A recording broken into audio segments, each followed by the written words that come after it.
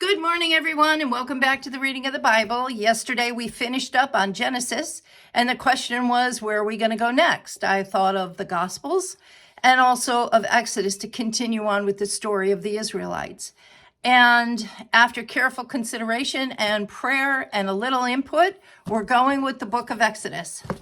So first, I'd like to read a little historical background from the Tony Evans Study Bible, and then we will continue reading. I'm reading out of the New King James Version of the Bible.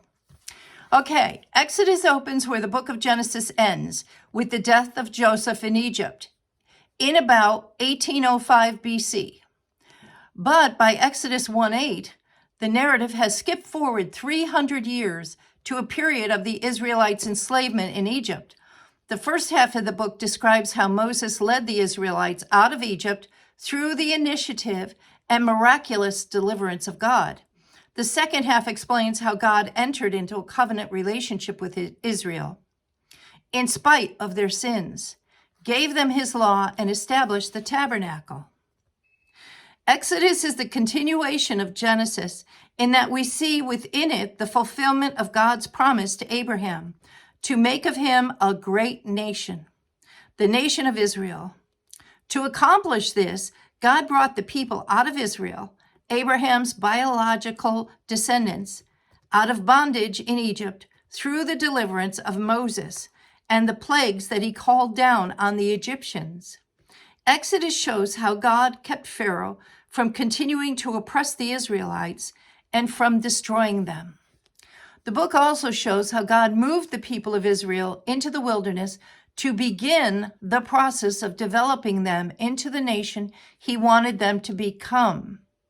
Now keep in mind, if you find yourself in the wilderness, that's when God is going to start to train you and teach you for where he wants you to be and who he wants you to become. This is a reminder that after deliverance comes development. It was in the wilderness, in fact, that Israel would learn to walk with God, trust him, and receive their national constitution, the Ten Commandments. Think about even Jesus did the same thing. He was baptized. That was deliverance. Then he immediately went into development. He went into the wilderness for 40 days and was tempted by the evil one. And, don't think we're getting out of this. We're going to go through the exact same thing. So when God calls us and we get born again and we go into the water and get baptized and come out, guess where we're going? We're not going directly to the palace. We're going to go to the pit and then we're going to go to slavery and we're going to go into the prison and then we get to go to the palace.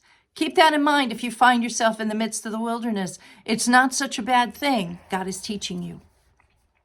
Okay, these familiar rules were guidelines God gave to Israelites regarding how they were to relate to him and to each other. That's the Ten Commandments.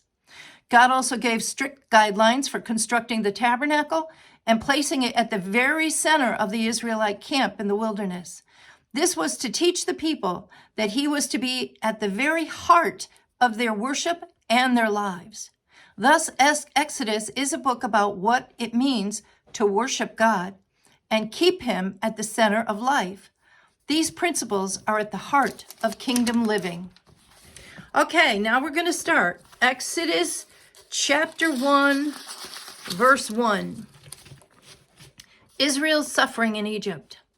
Now these are the names of the children of Israel who came to Egypt. Each man in his household came with Jacob. Reuben, Simeon, Levi, Judah, Issachar, Zebulun, and Benjamin, Dan, Naphtali, Gad, and Asher. All those who were descendants of Jacob were 70 persons, for Joseph was already there. And Joseph died, all his brothers, and all of that generation.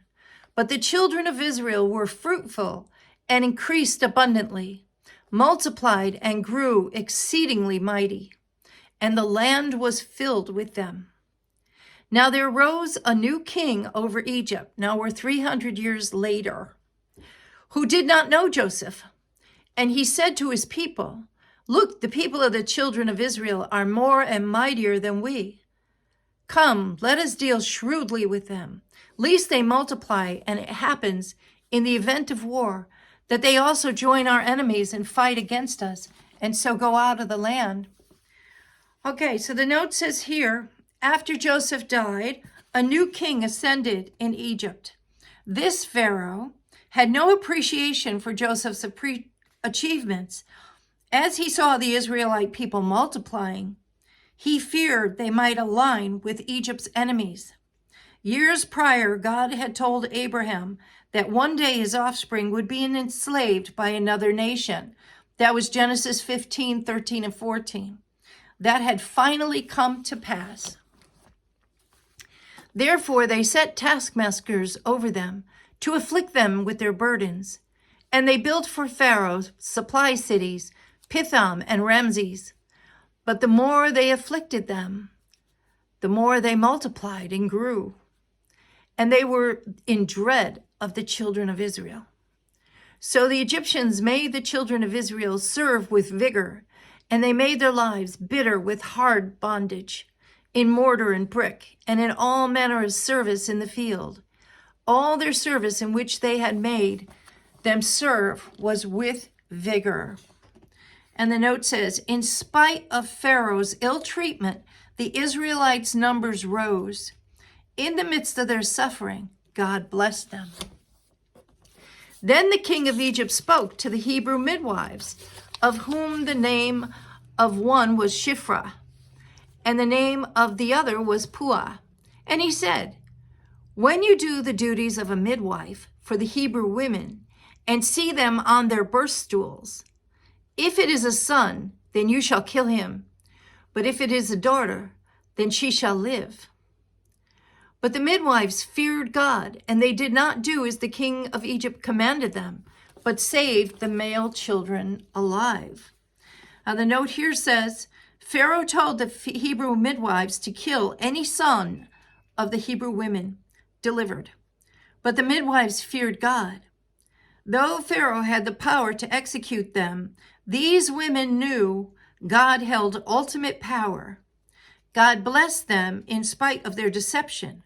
This teaches us the principle that when faced with two sins, you must choose that which brings God the greatest glory.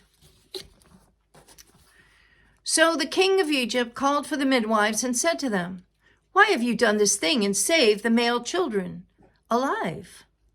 And the midwives said to Pharaoh, because the Hebrew women are not like the Egyptian women, for they are lively and give birth before the midwives come to them. Therefore God dwelt well with the midwives, and the people multiplied and grew very mightily. And so it was, because of the midwives' fearing of God, that he provided households for them.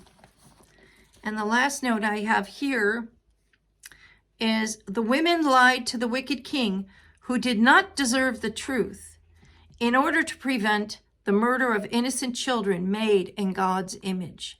The principle here is that when God's people are faced with only sinful options, we are to choose that which brings God greater glory.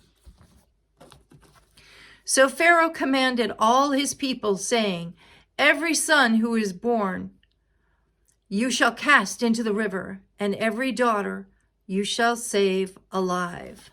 So now he makes it a command. If the midwives aren't going to do it, he's commanding them that they have to kill all their male offspring. That's a terrible situation to be in. So what's going to happen? We don't know. We will find out tomorrow. The title of this section of chapter 2 is Moses is Born. So we'll see what happens tomorrow when Moses is born. And you all have a fabulous day. And I'll see you then. Bye-bye.